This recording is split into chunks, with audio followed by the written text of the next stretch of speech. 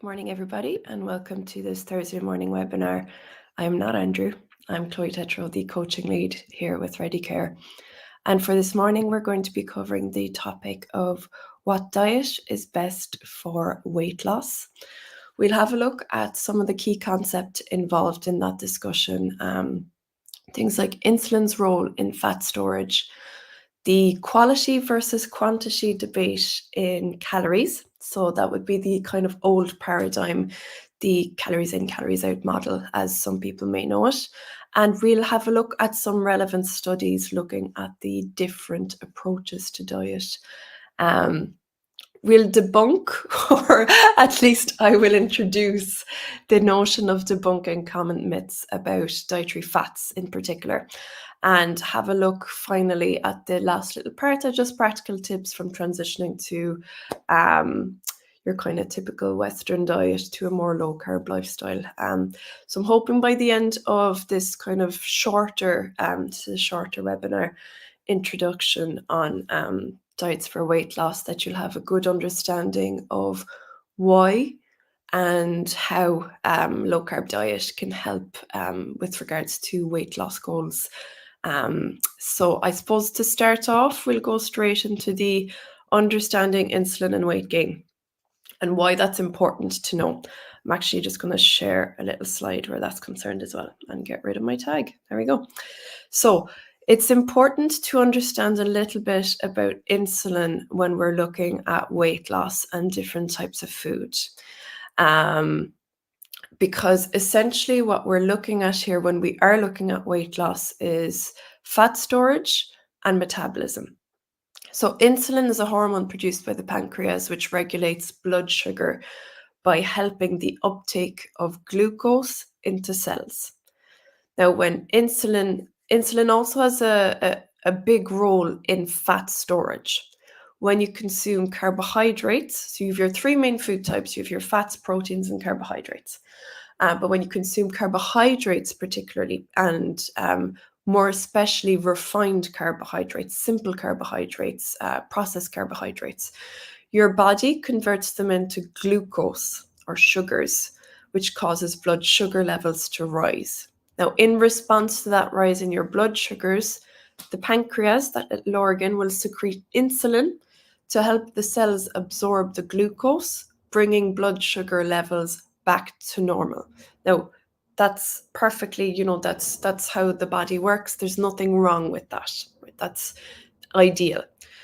But insulin also signals the body to store excess glucose as fat, particularly when the muscles and the liver have reached their storage capacity. So usually your muscles and your liver will help to store some of that glucose. But when they've had enough, there's a chemical signal in your body that will say, okay, it's time to store any excess glucose as fat. So that also inhibits the breakdown of fats, making it really difficult to burn fat when your insulin levels are elevated. This is why high carbohydrate diets, so a diet that would have potatoes, porridge, breads, pastas, rice, bananas, particularly, they're the kind of highest ones, in high levels. Now, it's not the same, I'm not saying that having them once in a while is a bad thing.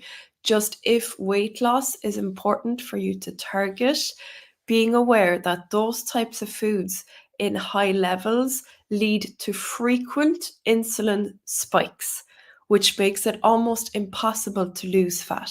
Because if you're to take away anything from today, insulin is a fat storage hormone. So there's a study published in the American Journal of Clinical Nutrition which underscores this, and it showed that carbohydrates, especially those with high glycemic index, and you guys might have heard of that, it's basically like a scaling index of how much sugar or how much of a glycemic load is in a food, causes significant insulin responses compared to foods that are fat foods and protein foods. And I know that's super counterintuitive, that we would think like, okay, foods that are high in fat will store fat. But I'm hoping that this is kind of showing you a picture of, on a metabolic scale, how there's a lot more intricate things at play here. It's a lot more complex than that. So the heightened insulin response promote fat storage and reduces the body's ability, the body's ability to access stored fat for energy. So not only are you getting a signal to store fat, but you're actually getting a signal to say, and let's not burn the fat that's there. And I chat to lots of people all the time with regards, I'm just going to remove that for a sec while I'm chatting. So I'm chatting to clients constantly. And one of the themes that I hear over and over is an individual that is trying their best. They're following the healthy eating guidelines. They're having their porridge every morning. They're popping a banana into it. They're having a little bit of squeeze of honey into it. At lunchtime, they're making sure they've brought in their own stir fry with lots of rice, and they've used wholemeal rice. They might be having fruit as snacks. Yes, they'll have the odd kind of biscuit here and there, and they've started to cut meat down because they've read somewhere that it's a good idea to do that. And instead they're having a big pasta meal in the evening, and they're saying, look, Chloe, I'm doing everything that I've kind of been told to do, and I'm watching people around me, be it, I've joined a slimming club, or there's my peers, my friends, my family, we've all kind of been on this health kick. This seems to be working for them, but for me, it's like making things way, way, way worse. And I don't really understand what I'm doing. I'm cutting fats out, and I'm only using fruits as snacks. And what's happening there, guys, is a prime example of elevated insulin levels. So all of these main foods that I've mentioned, things like porridge, the bananas, the fruit, the pastas, the rice, they'll all break down to glucose in the system, and that rises the blood sugar levels. So then your body is releasing insulin to try bring down that level of glucose, and that high level of insulin is screaming at the body, store fat and make sure that any fat that is there cannot be burnt off. So for individuals that find themselves with those higher levels of insulin that their body's not really able to account for anymore, weight loss can feel like an uphill struggle, but not only an uphill struggle after a festival where it's rained loads and the whole ground is muddy. It's this kind of trudge where they're going, I'm exercising to beat the band. Before I exercise, I've been told I need to have energy. So I have this bar that's a quick oat bar. It says, great for energy, and I'm having a banana beforehand. That's if you're resonating with that, if you're saying, yep, that sounds like me, it very, very well could be that your body is struggling with the insulin aspect of things. Your insulin levels is up, and your body is receiving that signal to hold on to as much body fat as possible. So fats, on the other hand, when we're looking at things from a metabolic viewpoint, fats, on the other hand, they produce absolutely zero zilch of an insulin. There's no spikes happen with that. Proteins, a little bit, they can do what's called a pulsatile effect. So if we were to look at it on a machine like a graph machine, right? Carbohydrates would go up, up, up, up, up, up, up, and down with crashes. That's experienced as low energy, poor moods, irritability, massive bouts of hunger that we want to get back up at. Proteins, so things like meats, eggs, cheese, nuts, they kind of give this kind of very slight pulsatile effect, very, very slight. And fats, almost zero zilch happening. So that means that even though fats are calorically dense, they have calories, they don't trigger the same fat storage mechanisms that carbohydrates do. And it's actually just in an environment where there's a high level of carbohydrates and fats that, yes, people can accumulate a bit more fat with that, because remember, your body's sending a signal to store as much body weight as possible. So what's happening with the calories? I mentioned that, yes, fats contain calories. So, we might have heard calories in, calories out. It's all about that balance of making sure you have very little calories. And if you eat in excess of calories, you're going to put on weight. So let's peer under the hood a little bit as to what's happening there. So that is a very, very widely held belief in the weight loss community. That weight loss is just a case of calories in versus calories out. That's also called the SICO model. So while it is true that maintaining a calorie deficit deficit is essential for weight loss. The type of calorie that you consume matters an awful lot more than the quantity. So a study that was conducted in JAMA compared two groups of participants consuming the same number of calories. One group had a low carb diet while the other had a low fat diet. So results were basically that the low carb group lost more weight and showed better improvements in metabolic health markers, including blood sugar, cholesterol, which, again, it flips what we might think about. It's what I like to call the jujitsu move of flip reverse, despite consuming the same caloric intake as the low fat group.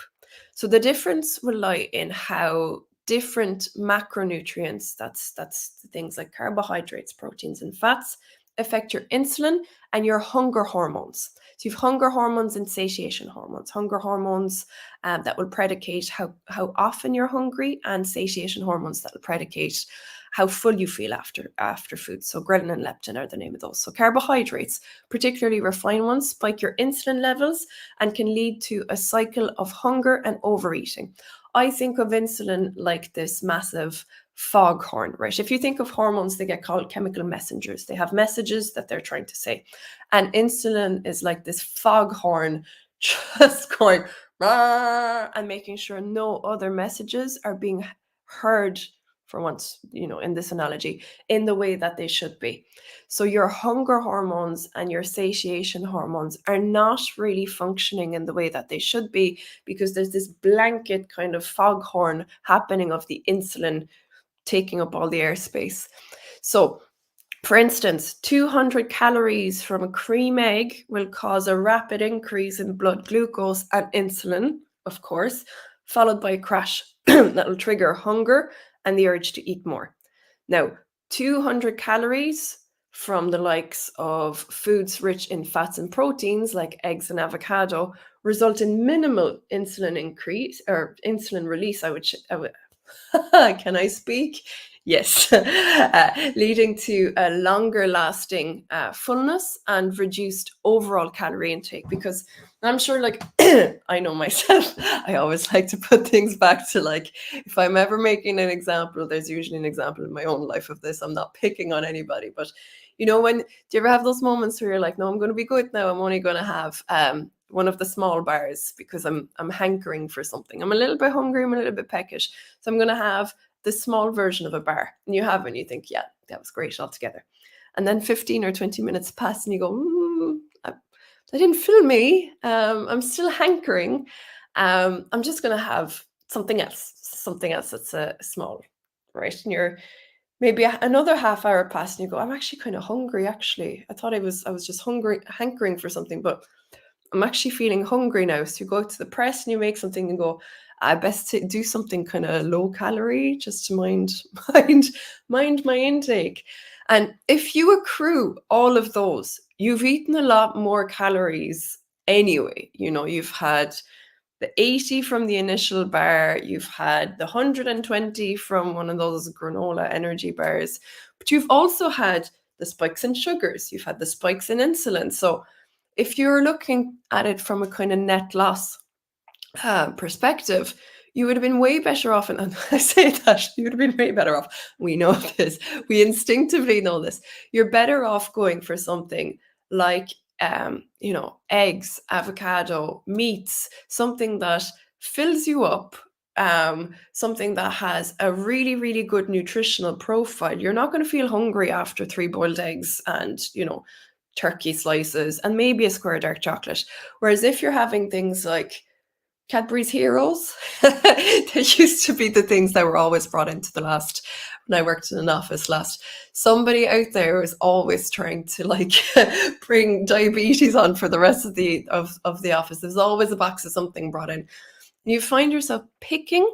And what happens on a metabolic level is when your insulin is spiking, not only is that bad for your overall weight loss, but you actually make yourself get energy crashes. You get massive energy crashes And your body's always trying to get back to zero, right? Get back to that level that they were used to. So if your body had a big spike, when it crashes, it's trying to get back up to that spike. So what it's going to do is it's going to push all the buttons to get your cravings up for carbohydrate-rich foods, crisps, bananas, starchy foods, crackers, oat cakes, rice cakes, these type of foods. That is going to get you back up to that level. But of course, getting back up to that level is bringing all of the metabolic difficulties that go along with that. So low carb diets tend to stabilize your blood sugar levels. They reduce the frequency and intensity of hunger pangs. And that's something that we see with clients overall. Is one of the first questions I ask people in their follow-up consultations is, how have your hunger how has your hunger been, or your appetite been this week from trying it out for a few days? And most of them will say, I've noticed a marked decrease. And typically what people will rate that as over, a graph of lots of different people being asked, is about a 1/3 or 30% reduction in their perceived appetite throughout the day, which means that they're fuller for longer on foods that are actually helping them with weight loss in the first place. It makes it a lot easier to maintain a calorie deficit without feeling deprived. This is why many people will find low carb ways of eating a lot easier to stick to long term and a lot more sustainable, because one of the main experiences that in my personal life and in speaking through clients' experiences that I've found, and you guys might resonate with this, is on a calorie deficit when there's also spikes and crashes, i.e. if you're having a calorie deficit type of diet but having lots of carbohydrates with it, the experience of that tends to be somewhat miserable, where you're tired, you're cranky, you're hungry, because I'm hoping, I won't reiterate, but I'm hoping that it makes a bit more sense now as to why you're feeling cranky, why you're feeling hungry, why you're feeling tired, and that constant sense of I need something. And as well as that, you're in a calorie deficit, so you're probably a bit tired to go along with it. So the overall experience of that as a diet is a lot more difficult to sustain long term. Of course it is, because people are miserable. Like, why would you want to be miserable long term? And there are alternatives. So let's have a look at the low carb versus low fat, which is better. Like, spoiler alert. So there's lots of different studies that compare the low carb and the low fat diets for weight loss and overall health in general. So over the past decade specifically, numerous randomized controlled trials have consistently shown that low carb diet outperform low fat diets in several key areas. So it's a comprehensive meta-analysis, basically an analysis of analyses. I was going to make a joke there, but I need to stop myself. Published by the British Journal of Nutrition, reviewed 31 randomized controlled trials comparing low carb and low fat diets. The analysis revealed that participants in low carb diets lost on average 2.5 kgs or 5.5 pounds more than those on low fat diets over periods ranging from 6 months to a year. Now, that's an average, of course. What's even more interesting there is that not only have they outperformed on a weight in the weight category, but the low carb group experienced these results without needing to restrict their caloric intake as severely as the low fat group.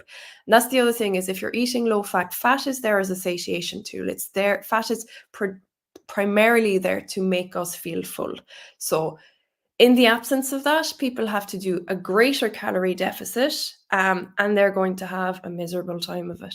So there's a landmark study published in the New England Journal of Medicine, where overweight individuals were randomized to either low carb or low fat diet for 2 years. So the results showed that the low carb group not only lost more weight, but experienced greater reduction in triglycerides, which is a part of your cholesterol that is implicated in cardiovascular disease.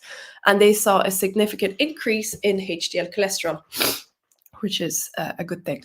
Markers that are critical for reducing your cardiovascular risk. Notably, the low carb group also had better adherence rates, i.e. it was easier for them to do it, likely due to the fact that they weren't starving and miserable all the time. Now, what's important there is, yes, there's the weight loss aspect of it, but there's also like healthy weight loss. And when your diet is making you feel miserable, difficult to stick to, making you feel hungry, poor energy, and also having not great effects on your blood sugar levels, which can compound to things like prediabetes and diabetes, things like non-alcoholic fatty liver disease, blood pressure problems, and cholesterol problems. Maybe that's not the healthiest way to lose weight. So further evidence comes from the Framingham study, which is one of the longest running studies on cardiovascular health. The study found that participants who followed low carb had a 25% reduction in the risk of cardiovascular events compared to those who followed Jeepers, I'm fumbling my words like a mad thing now today. Followed a low-fat diet. But this suggests that low-carb diets not only promote weight loss, but also there's significant benefits for long-term health, particularly heart health. And who wouldn't want that, really? It's much easier to follow. You're not going to feel hungry. You're not going to feel miserable and lacking in energy. And, your cardiovascular risks are going to go significantly down instead of up. That seems like a much, much, much better alternative. So why is that? So the effectiveness of low carb diet can be largely attributed to their impact on insulin. When there's minimizing of that carbohydrate intake, you reduce the frequency and intensity of insulin spikes, which allows your body to shift from fat storage, remember, high levels of insulin, fat storage, to now fat burning. Your body can do its job the way that it should be able to do it. So this metabolic shift, often referred to as ketosis when carbohydrate intake is low enough, that enables the body to efficiently burn stored fat for energy, which leads to greater fat loss even at rest. So even without you doing lots of different exercises and burning your calories, even at rest, your body is utilizing its own adipose tissue, so fat in and around the body, but also around the organs. I mentioned non-alcoholic fatty liver disease. That gets significantly better on a low carbohydrate diet. So low carb diets also tend to lower levels of circulating insulin and improve insulin sensitivity, which is particularly beneficial for individuals with insulin resistance, which is a common issue for those struggling with obesity. Improved insulin sensitivity means that the body can more effectively regulate blood sugar levels, reducing your risk of the lovely conditions that we mentioned, things like type 2 diabetes, other metabolic disorders, including something that I mentioned recently, polycystic ovarian syndrome. So if any of you are suffering with polycystic ovarian syndrome, low carbohydrate diet, it's fantastic for that. So a very quick foray into debunking the fat makes you fat myth. So one of the most persistent myths is that dietary fat leads to weight gain. And it's one of those truisms as well that it makes sense, does it make sense? It makes sense if we hear about it and, we don't particularly understand the aspects that, you now do with regards metabolic health. So if we hear fat makes you fat, that kind of makes sense. Or fat will get stored as fat, that kind of makes sense to us. So this belief originated from outdated dietary guidelines, late 70s, early 80s, that recommended low-fat diets for heart health and weight loss. However, modern research has totally debunked this myth, showing that dietary fat, particularly healthy fat, is not only safe but also beneficial for weight loss and overall health. Another meta-analysis published in The Lancet reviewed data from multiple studies and found no significant link between saturated fat intake and heart disease. And jiu-jitsu move again, the analysis actually showed that participants who consumed higher levels of healthy fats, such as those from nuts, seeds, avocados, olive oil, had actually better heart health outcomes and were more likely to achieve and maintain a healthy weight. I'm going to show you a slide there real quick. So this is when, get rid of my little thing. This is when the low-fat guidelines were introduced, late 70s, early 80s, and this is the rate of obesity. Now, I'd be remiss to say, just because, what's that called, causal links, but I will just let you look at the graph. I'm not saying anything about the graph, but I will let you take a look at the rate of obesity. So we're looking at trending kind of 0.1% from the 50s to the late 70s. Low-fat guidelines are introduced. And then this kind of very strange phenomenon happens. um, Anyway, take your own understanding from that. So, dietary fat is really, really essential for lots of different physiological processes, including for women and men, actually, but particularly for women, be it at premenopausal age, postmenopausal age, or any women that suffers from hormones in general, make sure you are getting good fats in. Butter is brilliant for that. I should do a talk on butter altogether. It's absolutely phenomenal. So it helps with cell membrane integrity and the absorption of fat-soluble vitamin, things like vitamin A, vitamin D, which we do not get enough of in Ireland, and lots of us have a vitamin D deficiency. Vitamin E and vitamin K. So vitamins implemented in so much around the body, so much, so many functions, healthy bone health, healthy blood sugar processes, hormonal processes, immune processes, and moreover, fats are incredibly filling. They help to keep you fuller for longer and reduce the likelihood of overeating and make it easier to actually stay in a calorie deficit. If you were to eat 2,000 calories of 4-star pizza with some ice cream and chips and what have you, it's easy to do. No, I mean, it's easy to do if you're in the headspace for it. But I mean, after an evening out, for example, or the day after an evening out, actually, it's quite easy to eat 1,800 to 2,000 calories of those types of foods.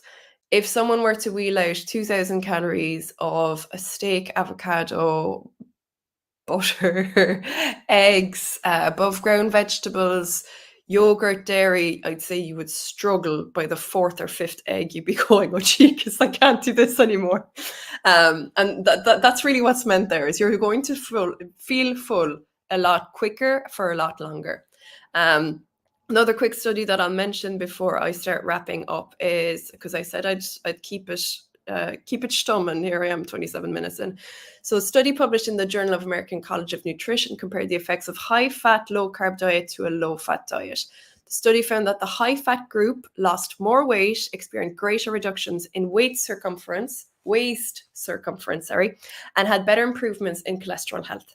Participants in the high-fat group also reported better adherence to the diet. Again, they found it easier to do, citing increased fullness and fewer cravings. And that's the other key factor, is your cravings will diminish when you come off the carb merry-go-round. Because, as we were saying before, when you have a spike in your blood sugars, your body and your brain are trying to get back up to that high. We're little junkies for the stuff. So you constantly are getting cravings. As soon as they drop, you have more cravings to get you back up to that level. Whereas after the third or fourth day of not having that, your body just kind of stops craving it, because it's getting its energy from fats, which is a lot more balanced and a lot more prolonged source of energy. So a few practical tips for those of you saying, geez, that sounds great. What's the next step? So if you are considering making the switch to a low carb diet, which I would highly recommend, I've been doing it myself on and off for about 9 years, actually. Here's some practical tips to help you get started. So focus on whole, unprocessed foods. Prioritize foods like vegetables, lean proteins, and healthy fats that are naturally low in carbohydrates. For example, opt for non-starchy vegetables, leafy greens, broccoli, cauliflower, anything that grows above ground, basically, is going to be absolutely fine. Reduce your refined carbohydrates. So gradually reduce. If you are somebody that you're like, look, there's food in the press, waste not, want not, no problem. And if you know yourself, look, I'd rather just ease myself into this.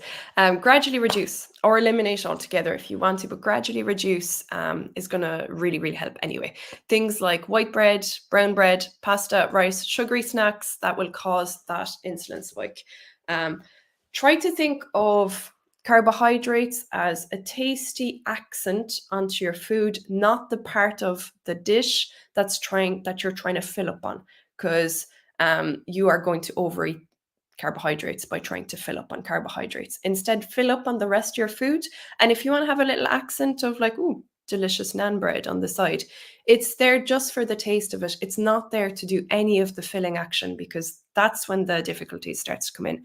Incorporate healthy fats like avocados, olives, nuts, seeds, chia seeds, flax seeds. They're absolutely brilliant in omega-3 and with helping hormonal fluctuations. They'll not only provide essential nutrients, but also keep you full, reduce your cravings for unhealthy foods, and monitor your progress.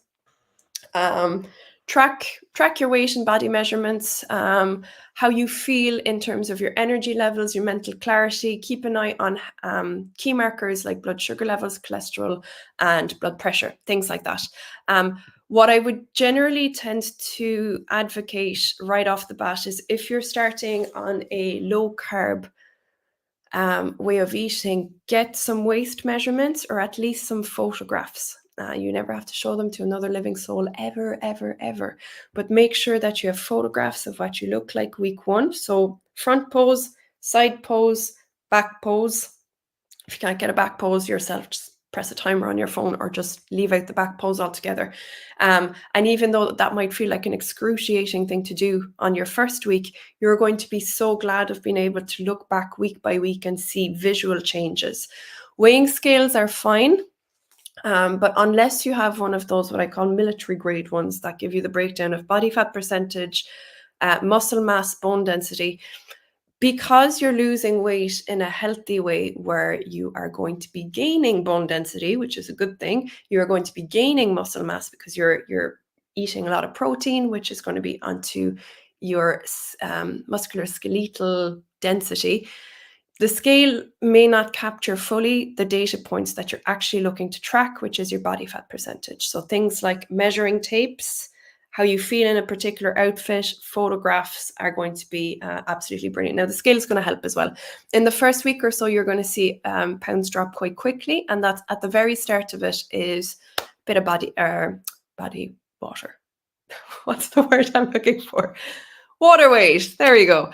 It's a bit of water weight leaving the system, but really it's about 2 pounds per week is the average that we see on this way of eating. Anyway, I hope you found that helpful. I don't want to keep on going and going and going ad nauseum. If you have any questions or comments, please pop them in the comment section. I love hearing back that I'm not just speaking into the ether.